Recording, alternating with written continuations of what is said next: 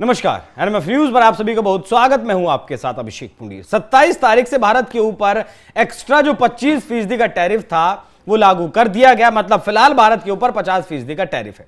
उसके बाद भारत के प्रधानमंत्री जापान जाते हैं, जापान की यात्रा करते हैं, चीन की यात्रा करते हैं। एससीओ में पुतिन, जिनपिंग और प्रधानमंत्री मोदी की मुलाकात होती है, जिसके बाद से अमेरिका के जो सुर हैं वो बदले हुए नजर आ रहे हैं। भारत में अमेरिकी राजदूत का यह कहना है कि भारत और अमेरिका के लोगों के जो रिश्ते हैं, जो दोस्ती है, वो बहुत पुरानी है, नई नहीं है। मार्को रूबियो का भी बयान आता है, वो भी दोस्ती की दुहाई देते हैं। और अब ट्रंप का भी बयान एक बार फिर से सामने आता है, जिसमें डोनाल्ड ट्रंप का यह कहना है कि जिस तरीके से हमारे बहुत महत्वपूर्ण सहयोगी दक्षिण कोरिया और जापान हुआ करते थे, उनके ऊपर भी हमने 25% का टैरिफ लगाया है, तो उसी कड़ी में भारत के ऊपर भी टैरिफ लगाया। मतलब आज अमेरिका उस स्थिति में आ गया है कि वो इस टैरिफ को, इस सैंक्शन को, 25% के सैंक्शन को जस्टिफाई करने की कोशिश कर रहा है, दक्षिण कोरिया और जापान का उदाहरण देकर। क्या कुछ पूरा मसला है, उसी विषय पर चर्चा करेंगे। मेरे साथ मौजूद हैं निपुण आलम बयान जी। सर, बहुत स्वागत आपका।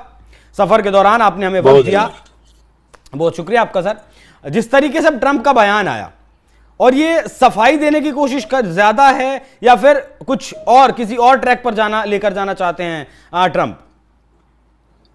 नहीं देखिए, उनका सफाई क्या, जिस प्रकार से डोनाल्ड ट्रंप की किरकिरी हो रही है, और पूरा एकदम कहते हैं ना कि केवल हमारे लिए नहीं, अमेरिका के अंदर भी डेमोक्रेट भी और रिपब्लिकन भी, अगर आप थोड़ा सा स्टडी करें, क्योंकि मैं तो देखता रहता हूँ बहुत सारे स्टैटिस्टिकल थिंकर्स को, तो उनका कहना यह है कि डोनाल्ड ट्रंप ने एक बहुत बड़ी भूल कर दी है।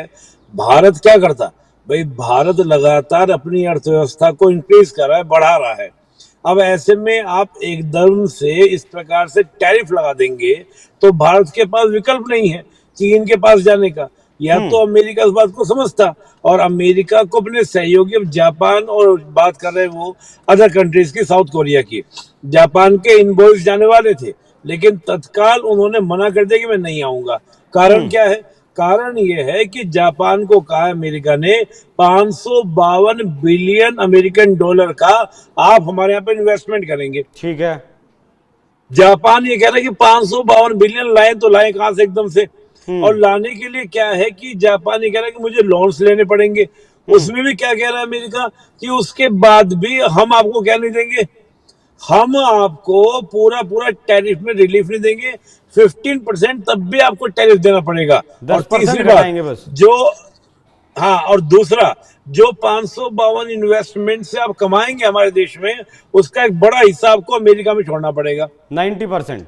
अब हाँ, अब आप सोचिए कि जब आप इस प्रकार की कंडीशन जापान पे भी लगाएंगे, जापान की स्थिति अलग है। जापान अपनी सिक्योरिटी के कंसर्न के रूप में देखता है किसको, आपका अमेरिका को। अमेरिका के अड्डे वहां पर हैं, तो जापान तो अपनी सिक्योरिटी के कंसर्न को लेकर हर बात की दादागिरी को अमेरिका का सुनने का प्रयास करेगा। लेकिन क्या भारत इस स्थिति में है? जापान भी भारत को जो सहयोग कर रहा है, आप देखिए जब पीएम मोदी गए तो 10 ट्रिलियन येन के इन्वेस्टमेंट की बात भारत में की है उन्होंने। क्यों की है? इसकी वजह इतनी सी है कि जापान ये सोचता है कि मैं भारत को अगर अब आगे बढ़ने में मदद करूंगा, उसके आर्थिक विकास में मदद करूंगा, तो कभी ना कभी भारत की सैन्य शक्ति का इस्तेमाल मेरे लिए भी हो सकता है, मेरे पक्ष में भी हो सकता है। तो जापान के साथ हमारी जो गठजोड़ है या अमेरिका का जो गठजोड़ है, उसमें कहीं ना कहीं जापान को अपनी सिक्योरिटी कंसर्न को लेकर ज्यादा फियर है। और यही स्थिति आपकी साउथ कोरिया की है। जिस प्रकार से नॉर्थ कोरिया गन ताने रखता है साउथ कोरिया पे, तो साउथ कोरिया क्या करेगा? साउथ कोरिया अपनी सुरक्षा की चिंताओं को लेकर हमेशा अमेरिका की ओर देखता है। लेकिन भारत की कंडीशन से आप तुलना करेंगे, और मैं अभिषेक की बात बोलता हूँ, अगर दुनिया में मेरे कई सारे मित्र हैं, मान लो मेरे बहुत सारे फ्रेंड हैं, तो क्या मेरा हर फ्रेंड के साथ मेरी एक ही पॉलिसी होगी? नहीं, मैं लेवल देखूंगा किस फ्रेंड के साथ क्या स्थिति है, एक मेरा कितना सहयोगी, कहां पर सहयोगी है। तो अमेरिका ने क्या किया, डोनाल्ड ट्रंप ने क्या किया, एक चाबुक लिया और सबको नापना शुरू कर दिया। उसका परिणाम आज ये हो रहा है कि डोनाल्ड ट्रंप को अपनी ही चीजों को, अब आप सोचिएगा, डोनाल्ड ट्रंप तो अपनी खेज मिटाने का प्रयास कर रहे हैं, जब उनकी सरकार के लोग ये बोलना शुरू कर दिए हैं कि भारत और अमेरिका के संबंध इसी मंथ में अच्छे हो जाएंगे। मैं मान के चल रहा हूँ 2-4 दिन और रुकी, डोनाल्ड ट्रंप उस सुर बदल जाएंगे, चीजें बदल जाएंगी, क्योंकि वो देख रहे हैं कि हम ये देख रहे थे क्या था अभिषेक जी, चाहे अमेरिका हो या यूरोप हो, वो हमेशा ये मानता था कि चीन के साथ भारत के संबंध ऐसे हो चुके हैं जो कभी सुधरेंगे नहीं। लेकिन इन दिनों जो तस्वीरें आई और जिस प्रकार से संबंधों को दोबारा से आपका बेहतर किया गया, तो वो ये सोच रहे कि ऐसा ना हो जाए कहीं 1950 से पहले जो चीन और भारत के संबंध रहे, एक दौर था कि सप्लाई चेन के ऊपर इन दोनों देशों का कंट्रोल था।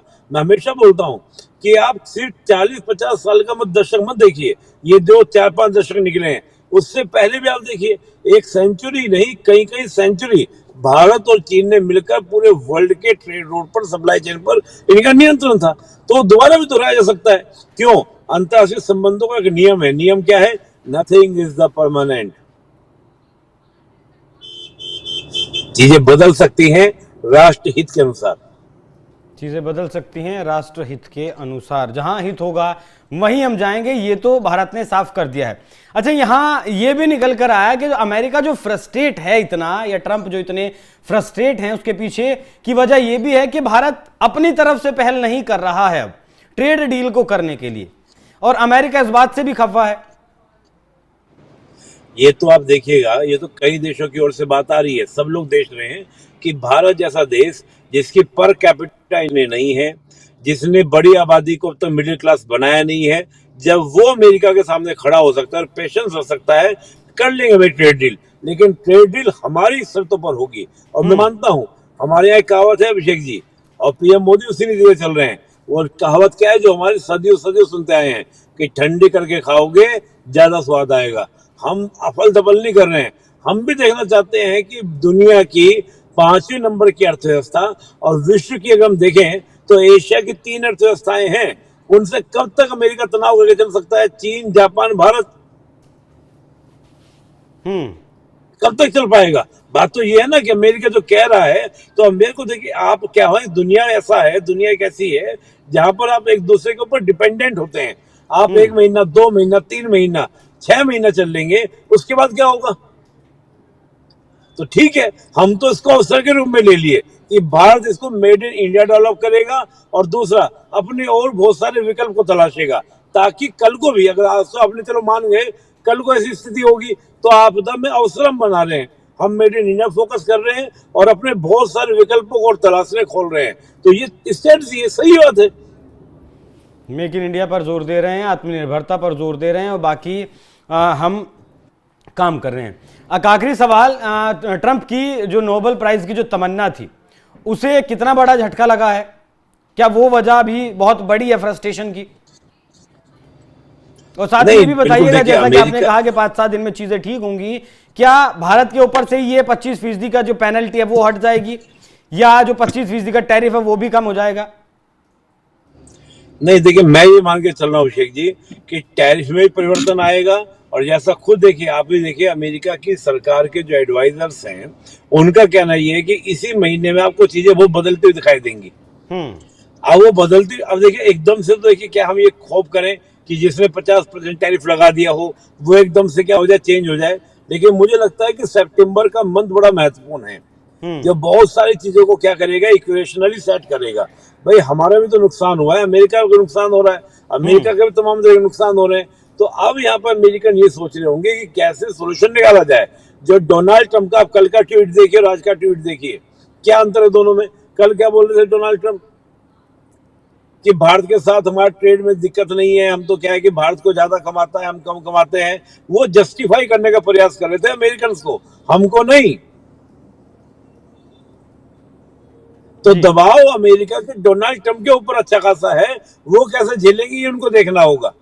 वो कैसे झेलेंगे वो नहीं, हम तो संभल गए, संभल चुके हैं, हम संभल चुके हैं। देखिए, हम तो एक रात पे एक पाथ पे निकल गए हैं। पाथ क्या निकल गए कि तुम नहीं हो तो हम दुनिया में और ऑप्शन ढूंढेंगे, बात खत्म।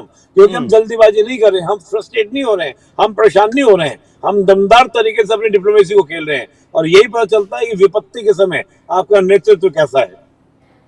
और उस नेतृत्व कहावत है अभिषेक जी, बिलास मैं बोल दूं, धीरज, धर्म, मित्र, ये सब पहचाने जाते हैं कब? विपत्ति के समय में। विपत्ति के समय में। और विपत्ति के समय में इस देश की सरकार ने कई रास्ते निकाले हैं जिससे कि इन सेक्टर्स में नुकसान होगा इस टैरिफ का उन सेक्टर्स को रिवाइव किया जा सके, उन सेक्टर्स को लगातार बचाया जा सके। बाकी चीन की तरफ से भी निवेश करने की बात भारत में कही गई है, जापान की तरफ से भी लगभग $68 बिलियन का निवेश करने की बात भारत में कही गई है और 40 और देशों से भारत लगातार संपर्क में है, वहां से रास्ते अब व्यापार के खोले जाएंगे। बाकी निपुण जी बहुत बहुत धन्यवाद आपका। बाकी दर्शकों, आप इस विषय पर क्या सोचते हैं, अपनी राय हमें कमेंट कर जरूर बताइएगा। नमस्कार।